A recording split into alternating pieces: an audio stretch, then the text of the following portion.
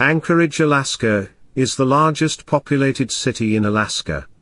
It is home to just under 292,000 citizens. Anchorage is considered the gateway for adventure. It is surrounded by beautiful mountains, and an incredible wilderness. People travel to the state for its rugged and remote areas, gorgeous lakes, and glistening glaciers. Alaska is a natural range for different species of bears. It has roughly 100,000 black bears, 32,000 brown bears, 30,000 grizzly bears, and smaller populations of subspecies, such as the polar bear and glacier bear. Alaska is the only U.S. state with black bears, brown bears, grizzly bears and polar bears all living in the same range. Within an urban Anchorage and the surrounding areas a diverse population of wildlife exists. Bears, moose, thin-horn sheep, foxes, and even timber wolves live in and around Anchorage. In 2007, several dogs were killed by timber wolves while on walks with their owners. Even though Alaska is considered the state with the most bear attacks, it only averages about one death every 3 to 4 years. Bear attacks with serious injury are more common, with approximately 4 hospitalizations each year. On July 1 in 1995, 77-year-old Marcie Trent, her 14-year-old grandson Art Abel, and her 45-year-old son Larry Waldron were hiking in a popular park trail about 20 miles south of downtown Anchorage, Alaska. The three were hiking at the Chugach State Park Trail. Marcie and Larry were both avid long-distance runners. Marcie didn't start running until she was 50, but once she started she never let up. She held many world records in her age group of marathons, and numerous distance races, and dozens of Alaska age group records. Some of her most well-known accolades include setting the world record for winning the marathon for over the age of 65 and over 70. She was elected to the USA Track and Field Masters Hall of Fame in 2002. She was a 3-time Equinox Marathon champion for over the age of 52. And she was the co-founder of Pulsators Running Club, Alaska's first running club, which put together some of the city's foot races, and assisted in making running popular in the area. She didn't always run in paved races, she also excelled in rugged mountainous races, and many times deemed the winner even outside of her age group. Larry Waldron graduated from East High School in 1967. He earned his degree in music and composing from Berklee School of Music in Boston, Massachusetts. He worked as a musician, composer, and teacher. The three were on a day hike to Rabbit Lake. Abel was hiking just ahead of his grandmother, and a distance behind his uncle. The three were not far from the lake when Abel heard some bushes rustling just ahead of him.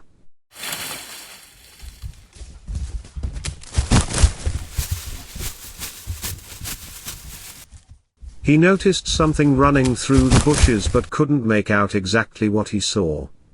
Suddenly, he heard his grandmother scream, and instinctively dived into a ravine.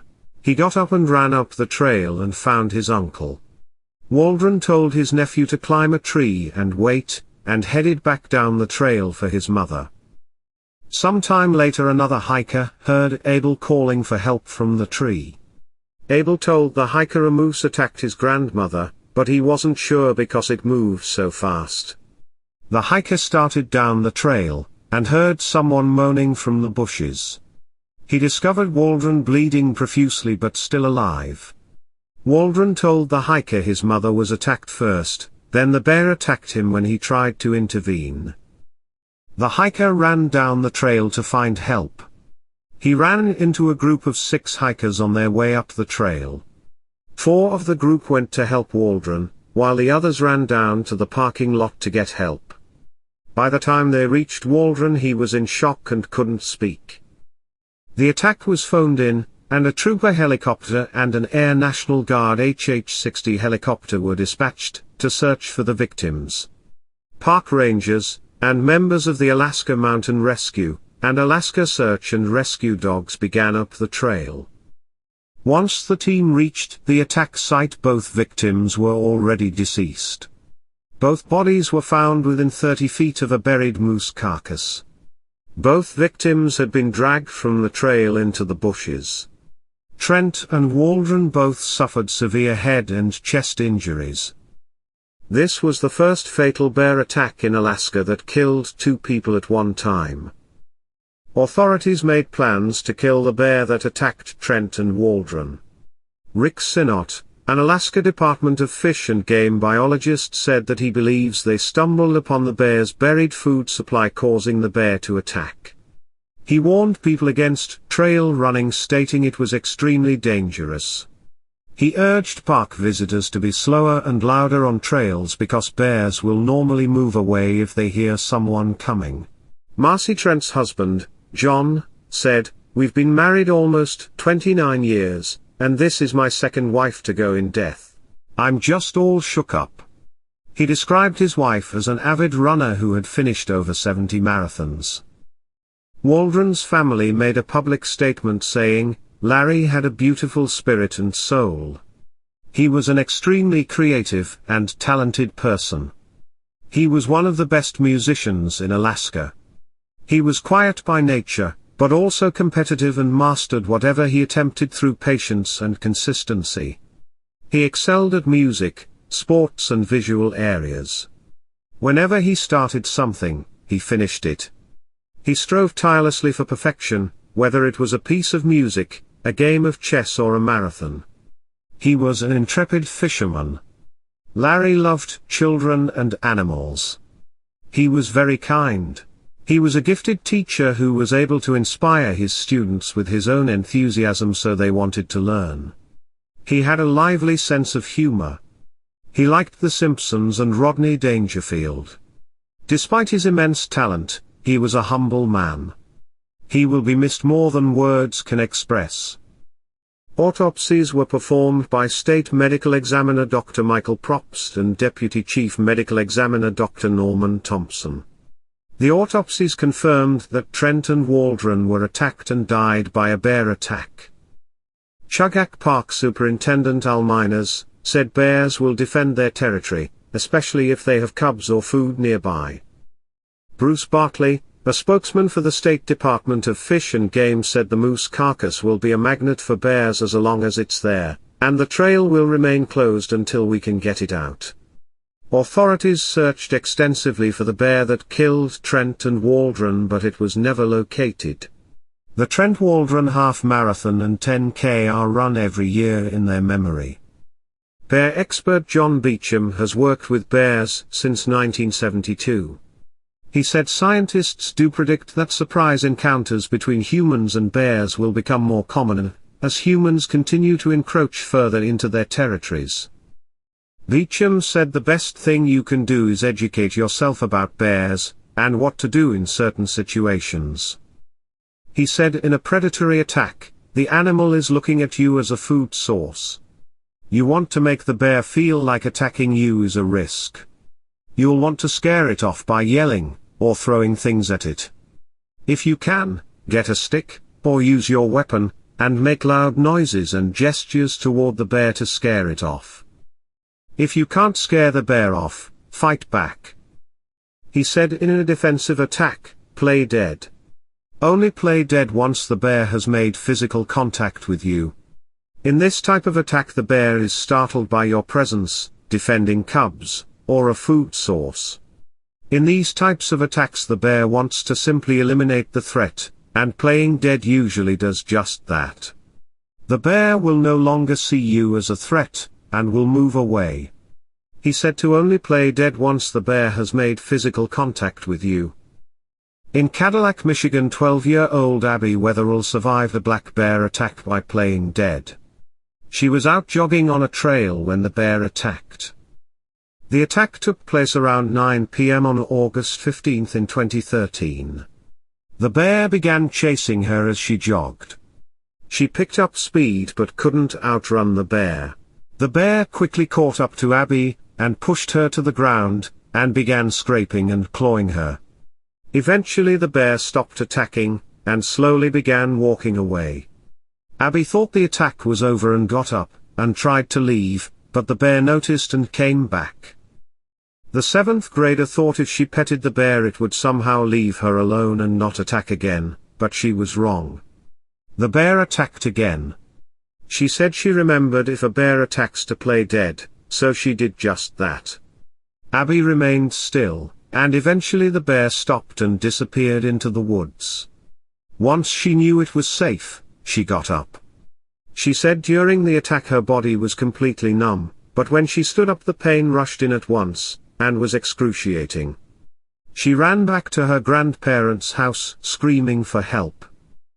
Abby was taken by helicopter to Munson Medical Center in Traverse City, Michigan. She was covered in bruises, puncture wounds, and gashes. She had surgery to repair her injuries. Abby said she won't let this run-in with the bear haunt her, but she's never going into the woods without someone with her again. Abby's attack is a prime example of when playing dead works, but playing dead doesn't always work out. Experts say when attacked by any bear to cover your head and neck with your hands and arms. Lay flat on your stomach, and spread your legs apart. Keep your pack on to protect you during the attack. Lay completely still and don't make any noise. The objective is to let the bear know you aren't a threat. If the bear continues to attack after playing dead, then fighting back is the only answer. Aim for the bear's eyes and nose, and do everything in your power to avoid their paws. Always be prepared when in bear country. Always carry bear spray. It should be easily accessible. When walking, always make noise and talk. This lets the bear know you are there. Bears naturally will leave once they realize someone is approaching. Never hike, camp, fish or go into bear country alone. It's much safer to go in groups of 3 or more. This not only deters a bear attack, but if you were to get injured, someone can go for help while the other person stays with you. Never let your small children or pets run ahead or wander. Dogs usually when threatened will run back to the owner for protection, and that's when attacks often happen. Keep your pets on a leash to avoid this. It's usually best to leave dogs at home if you are in an area with known bear activity. Dog barking can attract bears. Hike during daylight hours. Bears are more active in early morning hours and in the late afternoon. You decrease your odds of encountering a bear by sticking to daylight hours. Keep all food packed up tight, and don't leave bits of food or garbage on the trail. Bears have a strong sense of smell, and even a tiny portion of food can attract bears. Watch for signs of bear activity. Bear tracks, scat, and marks on trees are signs that bears could possibly still be in the area. Do not wear perfume or scented lotions when in bear country. Bears can confuse these scents with food, so don't take that chance. Thanks for watching. Please subscribe for more from Wild Animal Network.